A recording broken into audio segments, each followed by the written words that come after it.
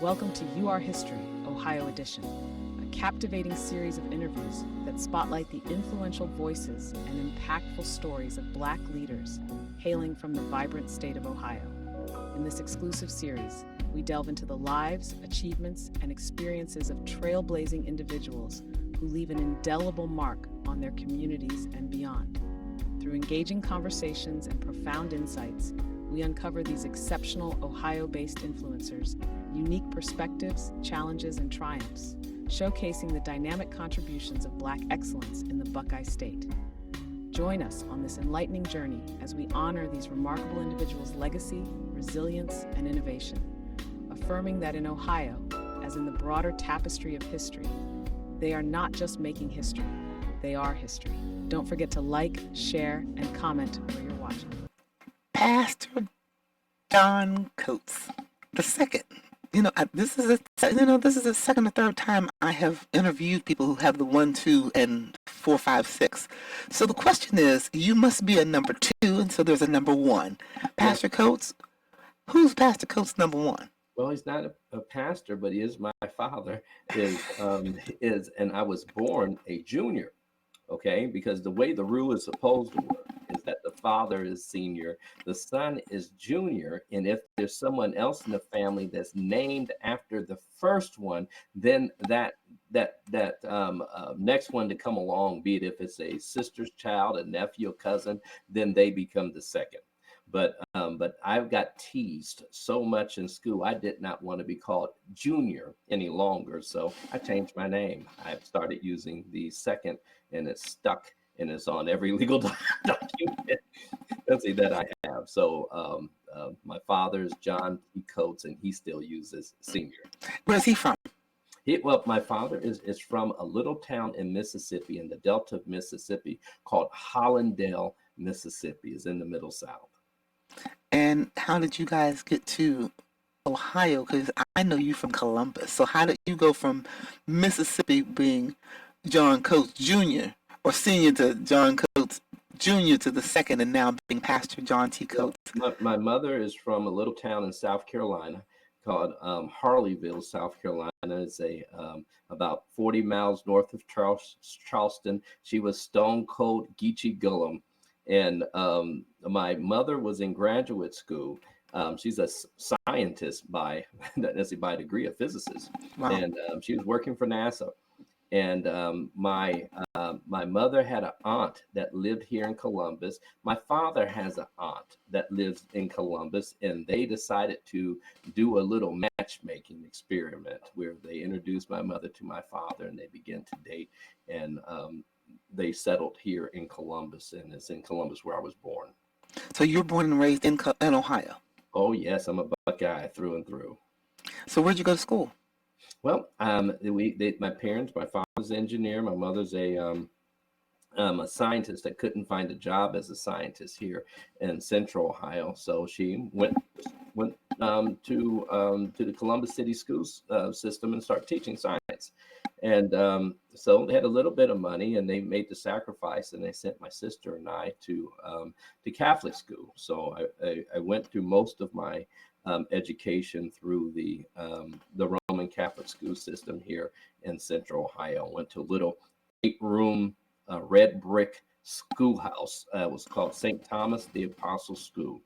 And I thank God that my parents spent the money to send me there. The relationships that I have that started in first grade and maintained through the 8th grade, I still have all of those relationships today.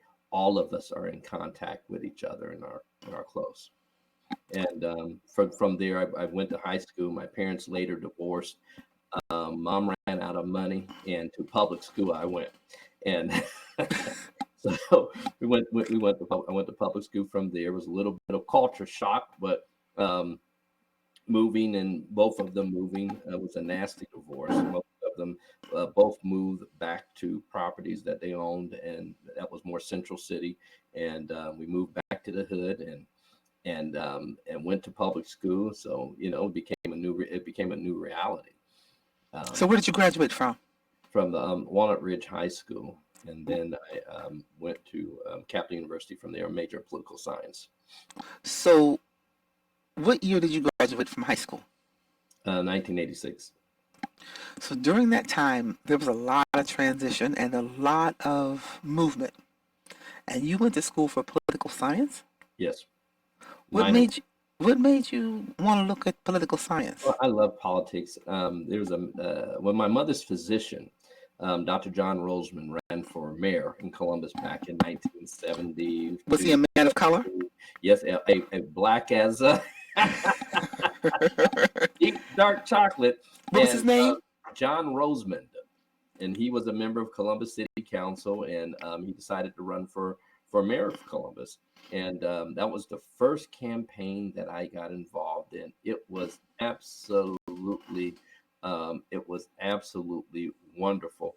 And I went door to door in our subdivision campaigning for Dr. Roseman. Later on, a good friend of my mom and my dad, Les Brown, who many of you know, the motivational speaker, was a DJ in Columbus, and got really engaged in community, and then later ran for state representative of the and within the Ohio General Assembly. He was elected, and when Les went to the State House in 1976, so did I went downtown and I volunteered, paged for him, and just Did you really? Yes, and just the doors and windows opened up at that point, because I walked into James Rhodes' office, and it was still housed. His real office was housed in the State House at that time, and he had a pretty black receptionist by the name of Shelley Clark. Shelley went on to become a lawyer, and she now lives in Florida. But and I said, I want to meet the governor. So she says, okay, come back on this day and you'll be able to meet the governor. I came back on the day she instructed me to. And I not only did I meet James Rhodes, but I got to know him very, very well and spent a lot of time with Governor Rhodes for decades to come. And it was an amazing place to be at that time as a young man, getting to see the old State House and to see and to meet people like Ike Thompson and the late great C.J. McClin, and just that whole apparatus where I got a chance to just meet power. Vern Rife, You met Rife? Oh, absolutely. Vern Rife's secretary is was a local, is the wife of a local pastor here in Columbus for years. And so, yes, we did. And these people were accessible. These are legendary folks, but a C.J. McClin and a Vern Rife and a Governor James Rhodes, they all were very accessible at that time, as well as every major CEO in Columbus. You could literally go to their to their office And knock on the door and say hi. Oh, God, yeah, let's see, Mr. John Wolf, who owned the Columbus Dispatch and WBNS Television and the Ohio Company and WBNS Radio, he was accessible. Mr. McConnell, Mr. Mack, who owned but Worthington Steel. He was an accessible person. Les Wexner was accessible. So let me ask this: you're a man of color. You're an African American pastor in Columbus, and you have been cultured on both sides. And politically, you have pretty much been on the Republican side. Why?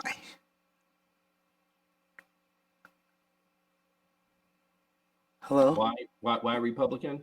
Why? Oh, Why well, would I mean? I volunteered for Jesse Jackson's 1984 campaign, and then again in the 1988 campaign.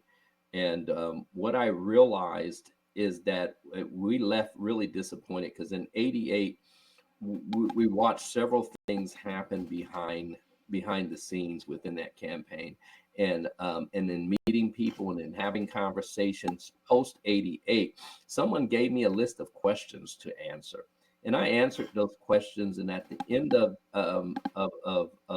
answering, my friend looked at me and said, "John, you know that you're conservative, and not only are you conservative, you're pretty far on the right side." On the right end of the conservative spectrum.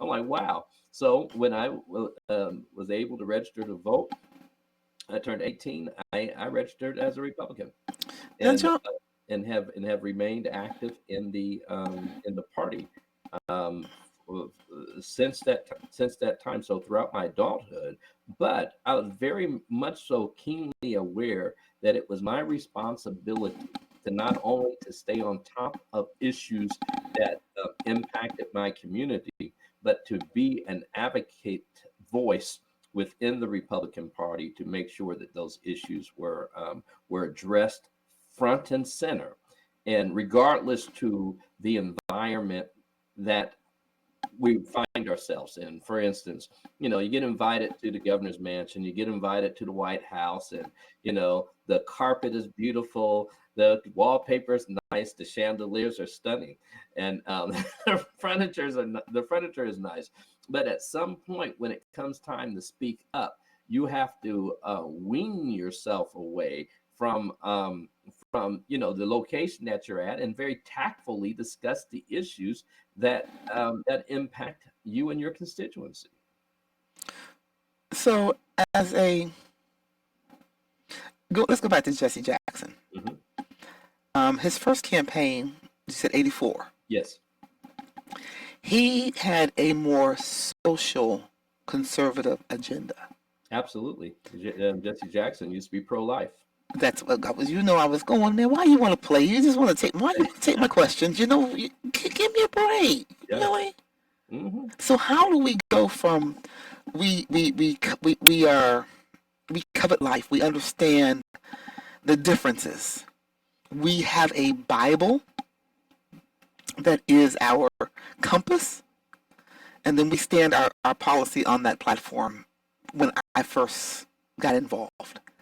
And then somewhere along the line, we put our compass and our moral standard to the side, and we picked up anything else. Well, I would only center out Jesse and others like him because he is a black man, but that positioning has changed among white people as well, including the Clintons and others that did not have a straight up pro-abortion agenda, and that came about, I believe, because of the strength and the strategic planning and the strategic placement of political money by organizations, well, very specifically Planned Parenthood and organizations that support it, and by them positioning and moving their money into politics, into democratic politics, they were able to not only choose whatever candidates they wanted, but also make sure that those candidates touted their positionings as well. Black history. Black people were Republican. Yes. We came over some with Roosevelt. The rest of us ruled over with Kennedy. And Johnson put a nail in the coffin, and we've been dead ever since. Oh, I remember when they were still when half the black pastors in Columbus were registered Republicans. So it was the party of Lincoln, and and many of them were just traditionally Republican. And I watched that change happen in our city. So now the change that we have, but look at the change in our community. Oh, it's dismal. Black people are in, and this is our reality right now, and it must change. We are in crisis in every subcategory of our lives. And I don't care if we're talking about a great income disparity that's taking place. I live in Franklin County, Ohio. It's one of the wealthiest, prosperous places in our state. There are cranes over our entire city. There's building going on, development, business coming in, and economic growth taking place. But there's a great income disparity between black and white in our city. We're still dying disproportionately from the same things we've been dying disproportionately from over the last 60, 70 years. It goes on, crime and violence. It just goes on and on and on. We're in crisis in every subcategory of our existence. and it's time for us to wake up, smell the coffee, and realize that what is responsible for this, and begin to correct the course. Because if not, I believe we will fail to exist. The information pipeline,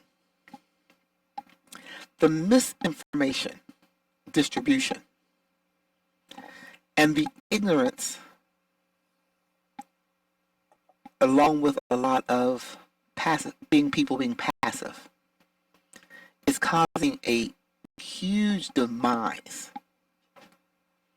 in our economic attainment, spiritual growth.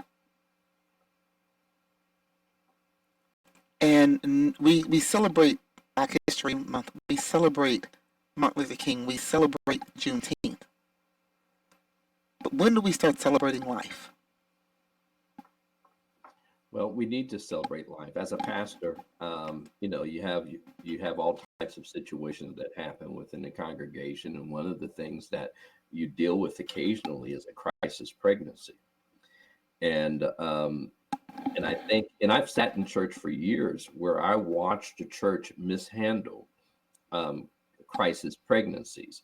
I watched mothers of the church argue and fight over whether they were going to give a young single mother to be a baby shower or not, because they didn't want to send the wrong message to other girls, as if we will reward you for getting pregnant outside of wedlock, and really have these conversations. We would call these young girls up before the church and would basically humiliate. Wait a minute, with the organist who was the baby daddy playing.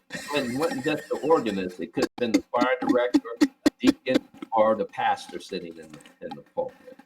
So we caused a culture to be created even within the church, where families, not just individuals, but families just didn't want to go through all the rigmarole, all of the drama associated with somebody getting pregnant. So in many cases, you would find mothers or fathers or grandmothers that would drive their granddaughters to abortion clinics out of town, and in order to eliminate that pregnancy. We helped to feed into that.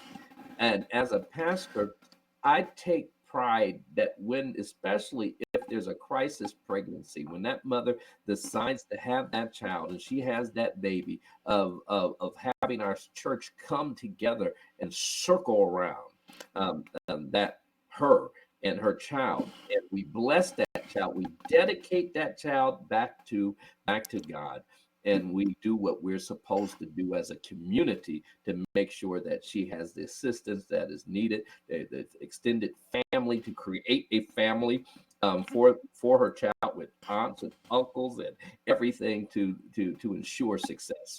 Black history. Yeah. We were taught to be chaste. If you did it, you didn't advertise it. Yep. And I know there's a lot of free expression today,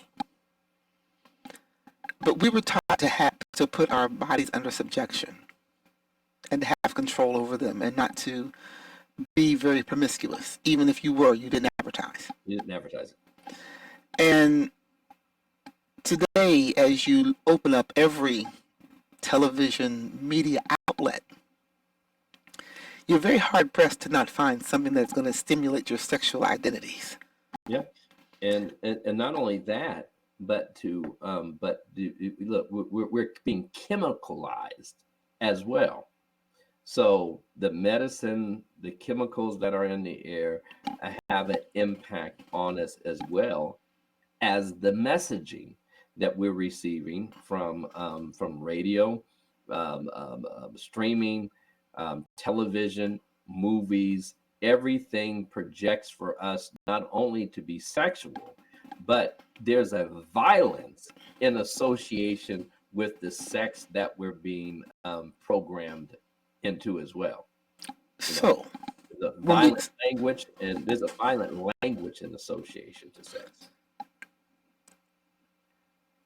They say he who controls the language controls the culture. Absolutely. And we're cultured. Black people are culture setters. We our culture is exported out of this country. Go travel a little bit and find out. And see if you can't bust a sag Right, somewhere. right. Yeah, go travel a little bit and you'll find out. We dictate music, we dictate the culture, dress trends, and everything else, but we need to come up with a new language and a new behavior within our community. And one thing that I've certainly been preaching everywhere where I go throughout the state and across America is, number one, it is important for us, firstly, to join an organization. Okay, everyone doesn't belong to church anymore, but it's critical that we attach ourselves with an organization to be exposed to other people. Secondly, to minimize conflict wherever we are. We must minimize conflict among ourselves. We must learn and become experts at de-escalation, not to throw kerosene on the fire, but how to put the fire out. And thirdly, we must maximize cooperation with one another. Okay, because we're not going to go anywhere until we begin to do that on multiple levels. Pastor, I've found that every part of the body has value. And the smaller the part, sometimes the greater the value. Yeah. Because when you pull teeth, you really miss them. And when you stump your toe, it will take a big man down. Yeah. Immediately. And immediately. And you don't pay attention to them until you stump them or you lose them. And we have not learned how to value other people.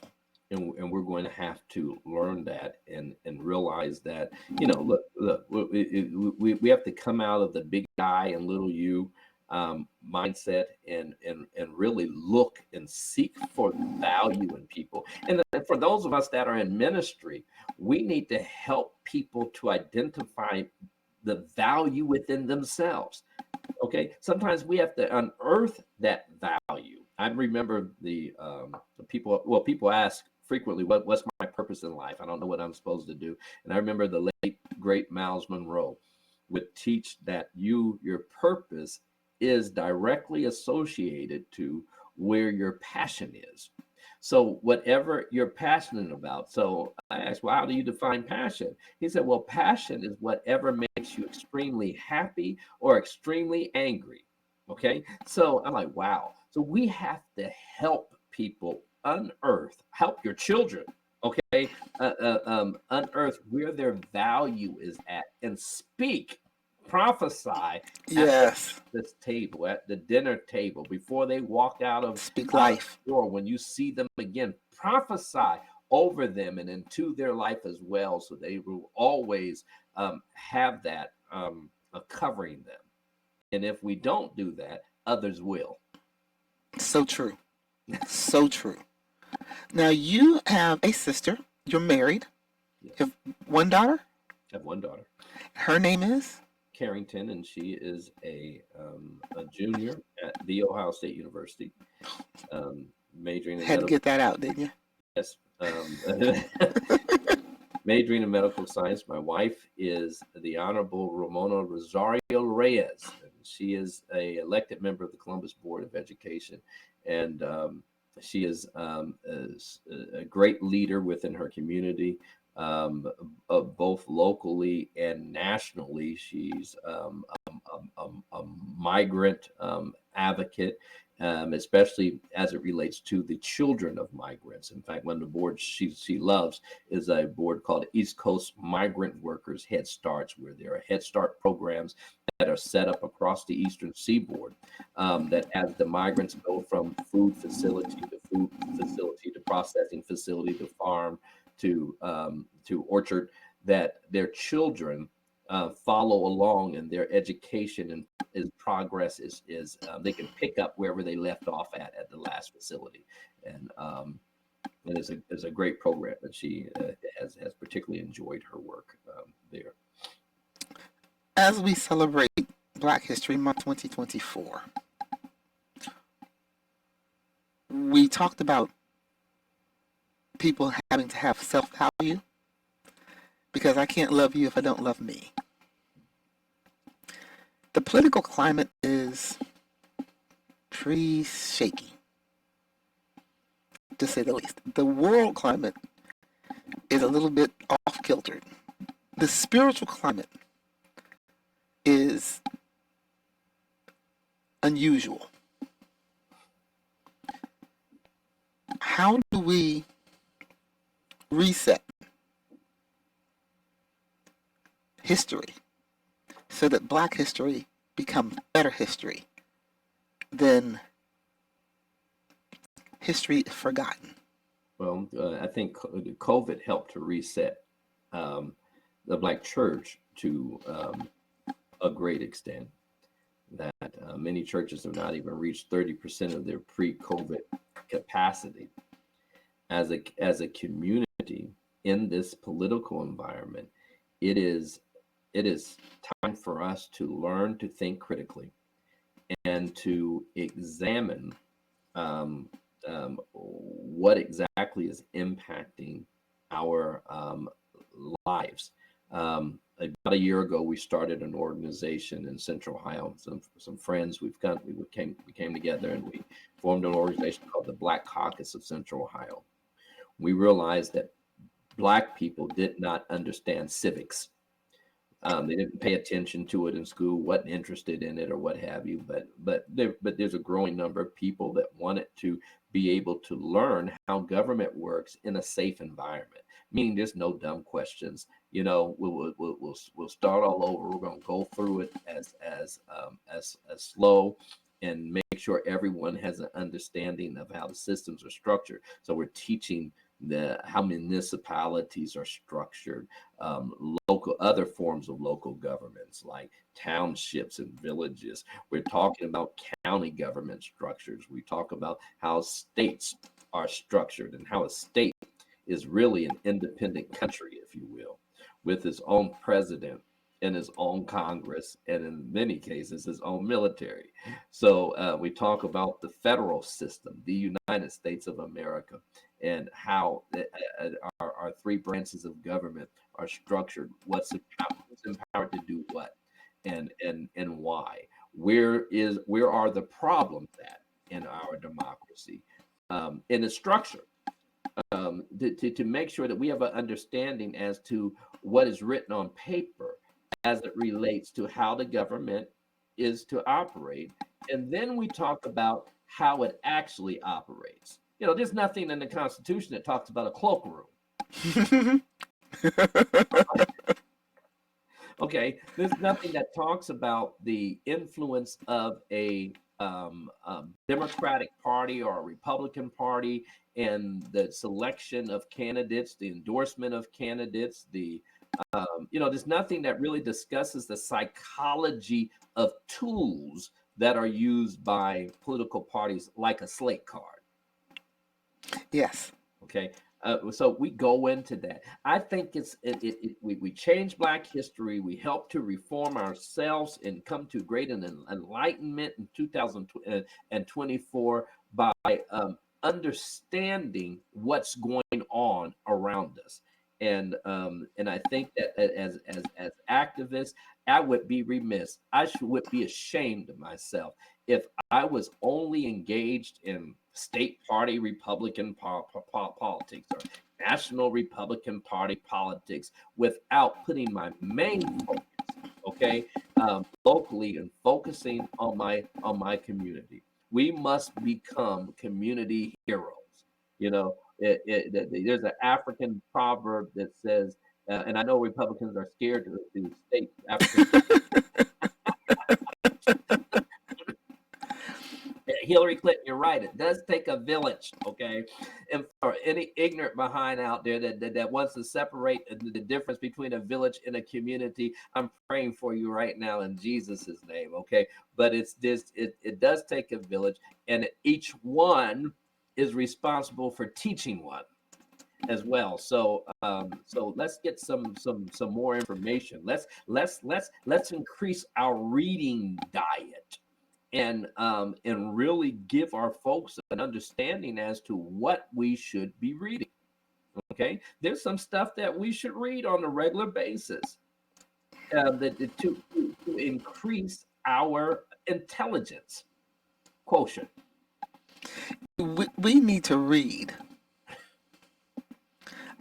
We have gotten out of the habit, even those of us that are readers, have gotten out of the habit of reading.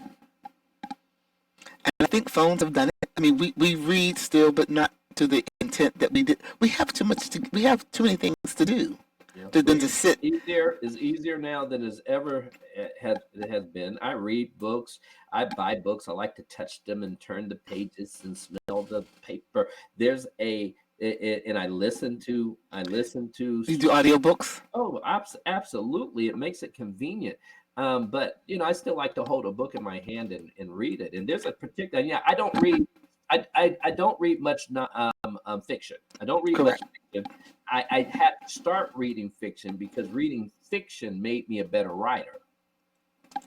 Okay. Okay. Reading fiction made me a better preacher because fiction is written differently in many cases than nonfiction. It's much more descriptive. I have found that out because I am a nonfiction reader. Yeah. And yes, you are so correct about that. So I'd say I read enough of it. So I chose what type of fiction I would read. I read historical fiction. Okay. And I read biographies. I love biographies. That's what as far as book form information, I will read 2-3 biographies a month. And you discover in biographies that there's nothing new under the sun. There are patterns that exist in people's lives as it relates to their success or to their failures. It's like, wow. I read news and I learn how to read the news, and especially. What do you mean you learn how to read the news? What does that mean? What I did is that nowadays I used to go to a place that was called the newsstand. And the newsstand had newspapers from all over the country, and they would be in Columbus the day after the paper was published or what have you. And I would look for certain stories and go and browse through the headlines. Well, now in the digital format, I have access to real-time every major publication and news writer network in the world. So I choose X number of papers, certain newspapers, certain magazines throughout the world that I read. And what you read is that you read what you're interested in. Initially, you read the table of contents, you read the story headlines, and you read what you're interested in and what you need information about. And then you begin to read other stuff. But it's just helpful. It's a click, and you're there. And there's certain papers and publications in this country that's essential to read. If you want to be minutely aware of what's what's going on, because it's important. It's not going to be on the television news broadcast. Okay. So now that we are in 2024, and now it's a whole new world. The new world order is taking place. There's a posturing. Yeah. Where do African Americans fit in? Well, we're going to have to leverage our position, because the stuff that used to fly as it relates to people wanting to be in, and I don't want to use the word inclusive now because it's taken on new definitions. That era is going by rather swiftly. It's going by really fast.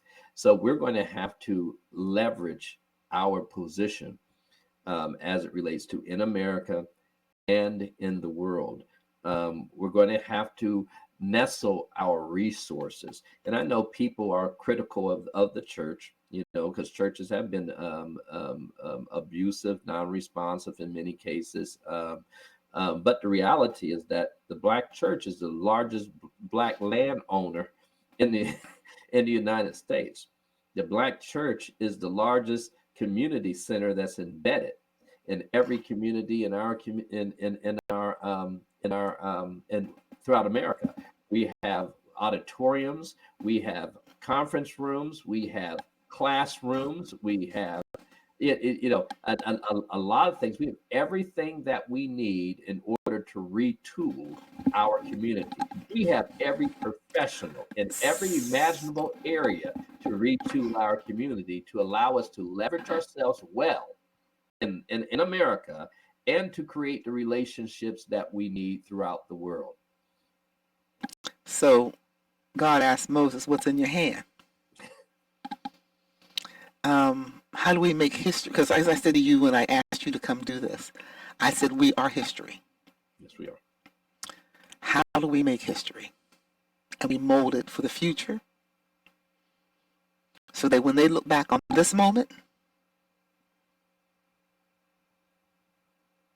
as a community, I believe we're going to have to become very selfish as it relates to our interest.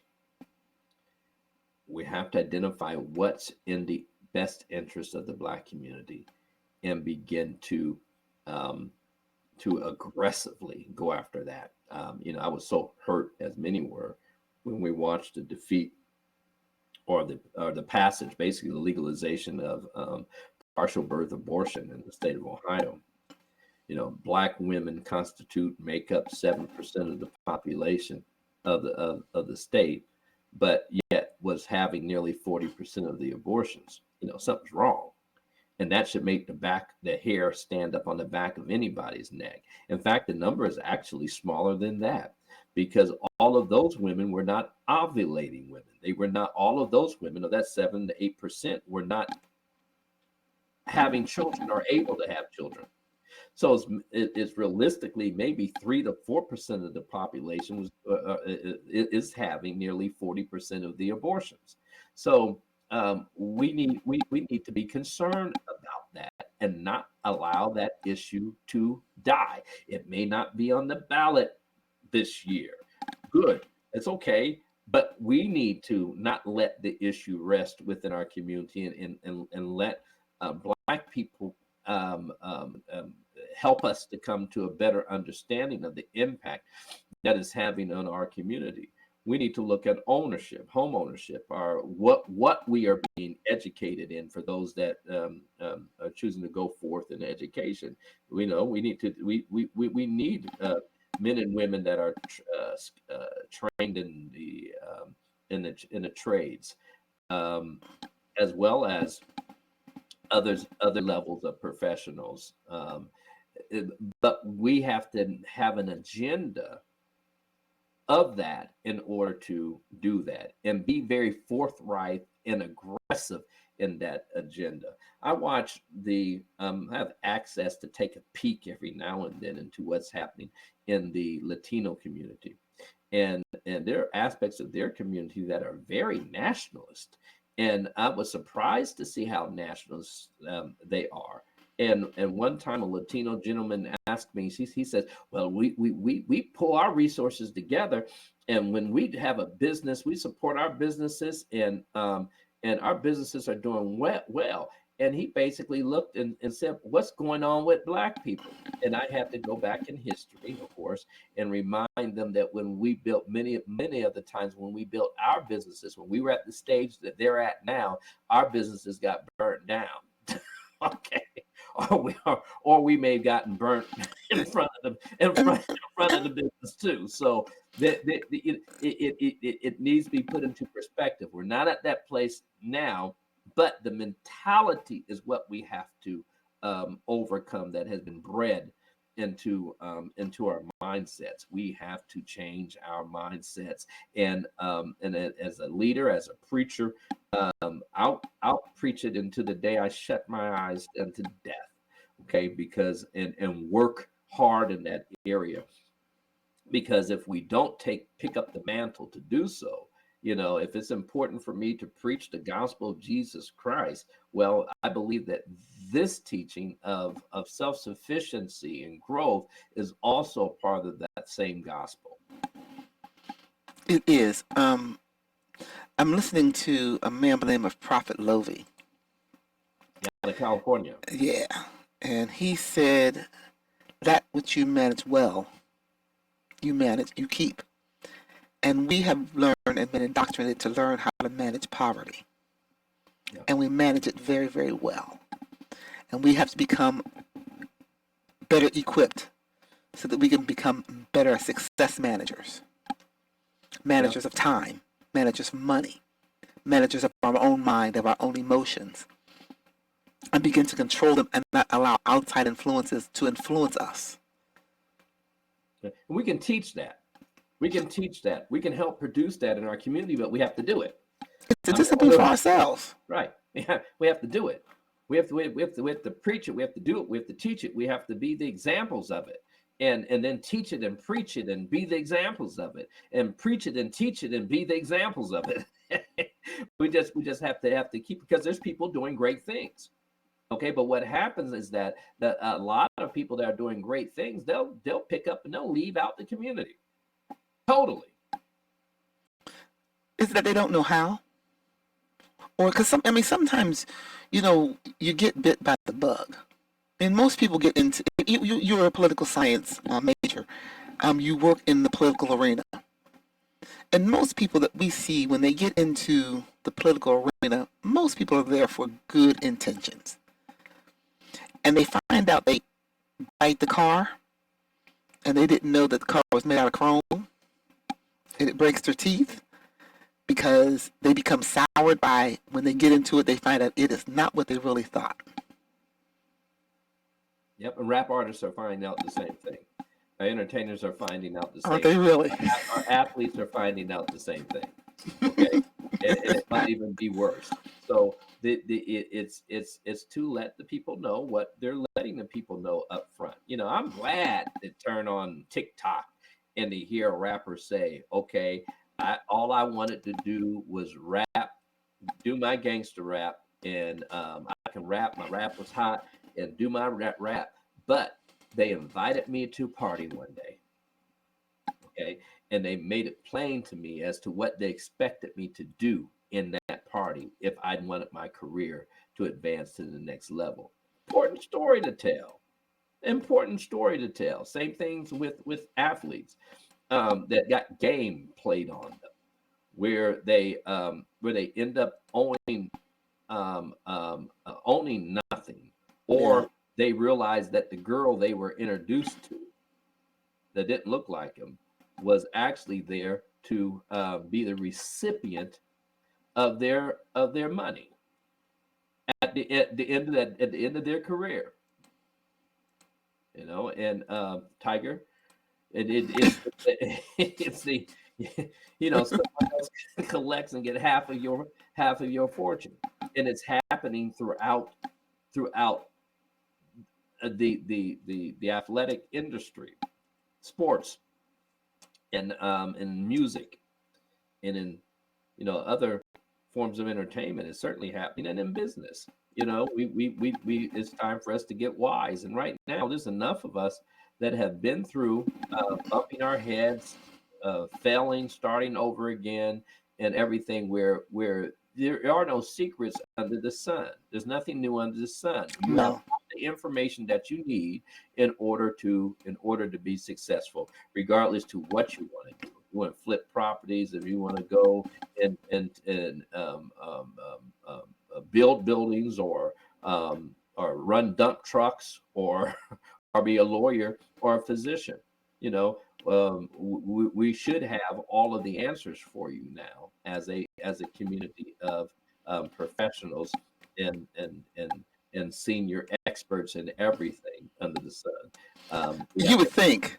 Well, we do. No, I know we have that expertise, but what happens is that we don't gather it and pull it in to advise this generations that are coming behind us. I mean, I remember when in the 1980s, late 80s, and early 90s, they were throwing contracts at these black companies and these black construction companies, and many of them had never seen money like this before. And they went out and brought big houses and big cars, and not backhoes and dump trucks and bulldozers. Okay. So there's not a lot of black construction companies now that can bid to be the head contractor on a construction contract. That is true. Subs. So it's but it's a less, but we have that lesson, and it has to be learned, and then make sure that those that are coming behind understand, look, you need to be that company that's totally on the next level, that grows to the next level. I think hopefully I'm praying that as we go forward, we're going to posture better. I know I am. Yeah. I know the body of Christ is. And I would advise everybody to get on board. Pastor Coats, you are a foundation stone. Oh, you're kind. You are. No. I thank you because when you look at foundational people throughout the state of Ohio that have been consistent in their message, I can say John T. Coats has. Well, thank you, and I'll try to continue to be, and I think it's important. I've had good mentorship that told me it would be good to be consistent in your in your message. I've had good mentorship that's been able to pick me up when I've been knocked down, that's been able to wipe my tears when my heart has been broken. Who's your mentor? Who are your mentors? Who have been your mentors? I had several mentors from a spiritual standpoint. I've had a mentor, Dr. Robert Simmons, the former dean of the Gospel Music Workshop of America. He was the pastor of the Centenary United Methodist Church, a professor at United Theological Seminary. He was a great mentor of mine. Very hard on me, but a great mentor of mine. My political mentor, and in many ways a life mentor, is a man by the name of Cornell Howard McCleary. Was the founder of the Ohio Coalition of Concerned Black Citizens. I mean, he taught me life lessons, a cadre of us. He took under his wings and taught us the lessons of warfare.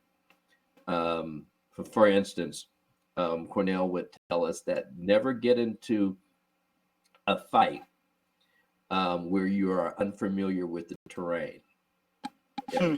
He would teach us lessons like never get into a fight unless you're absolutely sure that is not going to be fatal. Okay, smart. And lessons like that. I mean, it's like it's like he was teaching us from Godfather 1 and 2. You know, it's like. You make a statement, then the first one speaks loses. You know, it's those life lessons and how to maneuver, how to listen, know what you're hearing. It is strategy, technique, and we were taught how to.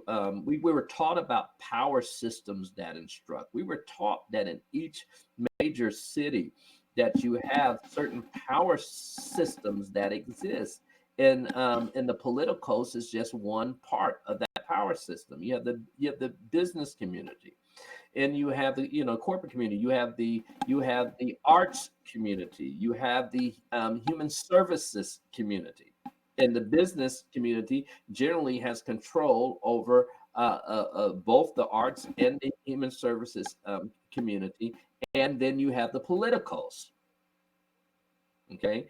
And then we're taught even about how academia and academic institutions integrate into that. I mean, we were sat down and educated on how this whole thing looks and how it works. And we're passing that education on to others so that they don't have to blindly walk through this system, that what you're looking at and what you're dealing with. And and it cuts down on it cuts down on certain disappointments, and when you're able to realize, okay, this is the reaction this person's going to have to this. and you're able. He helped make us better analysts and better advocates as well. Hmm. You know, he taught us how to maneuver between two major financial wealths in a city, to understand where the economic divides exist in white America. Okay, we have to understand, to be able to maneuver as a minority community. You must understand how the white community is structured, or I would say how it's divided. Is it the white community or is it just the system As itself? white people in America is the system itself. Because And hold on. Is it white people in America or is it the system itself? Because when you look at inner city and you look at Appalachia,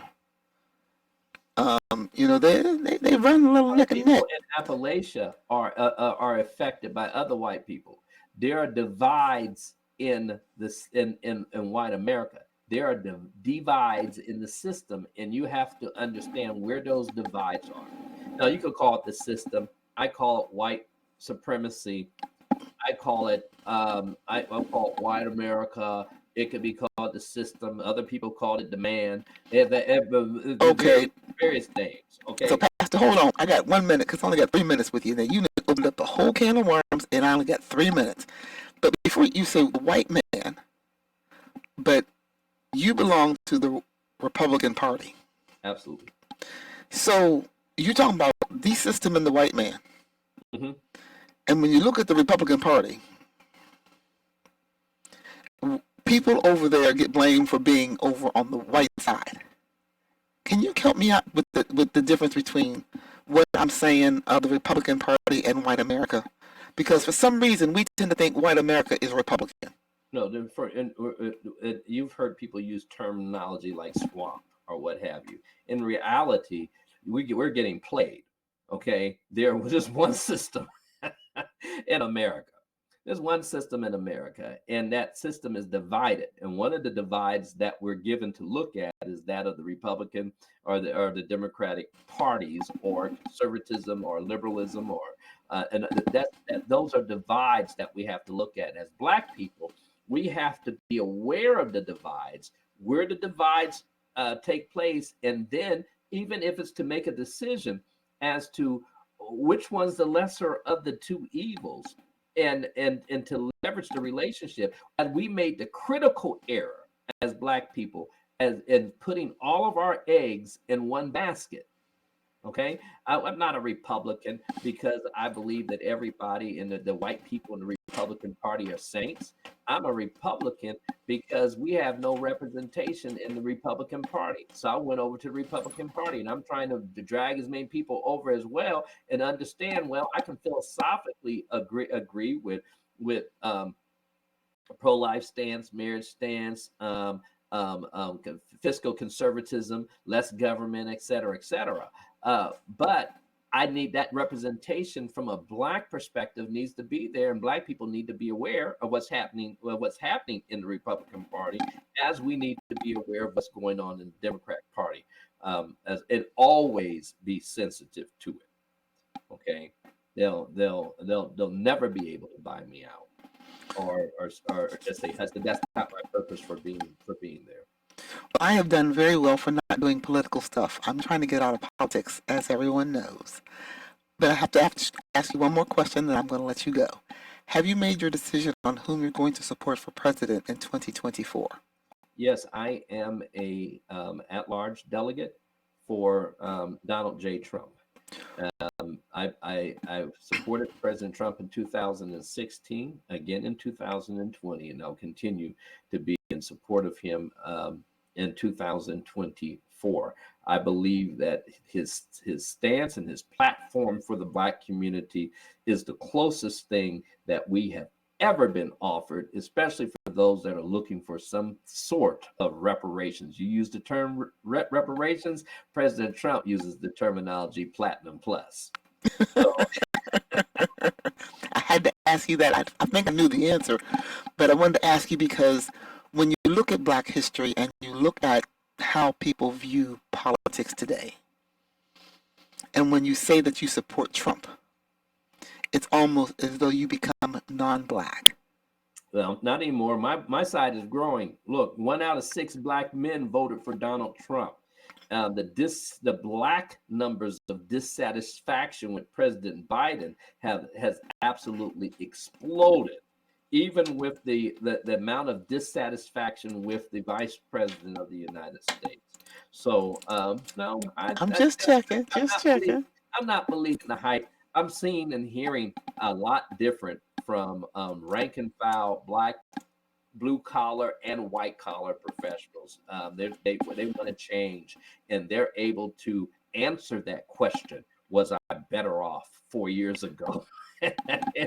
Mine is so much not the better off. My question is, where will we be, and can we, and is it shifting? And I'm praying and hoping that as America, as we draw closer, that we will slow down this ride so that we can enjoy it and have life a little bit more abundantly and not be on a whirlwind like it was in 23. I pray we have extended time so that we can better prepare. You know, any nation, any group of people, and biblically and throughout history, took the good times in order to prepare for the bad times. And so that to maintain some sense of normalcy or what have you. And as a community, we are not prepared for anything. If the lights went out for over a week, it's absolutely devastation for the black community. Listen, Pastor Coats, thank you. God bless you. And God bless you, Tracy, and may he keep blessing you with the ever-increasing light of his understanding. Thank you for what you have continued to do for decades, not just in Northeast Ohio, but throughout our entire country. You are indeed a treasure, a valued treasure to that's God. To all people. That's God, not me. Love you. So praise God. Love you too. We extend our heartfelt gratitude to each viewer who has joined us on this journey through your history.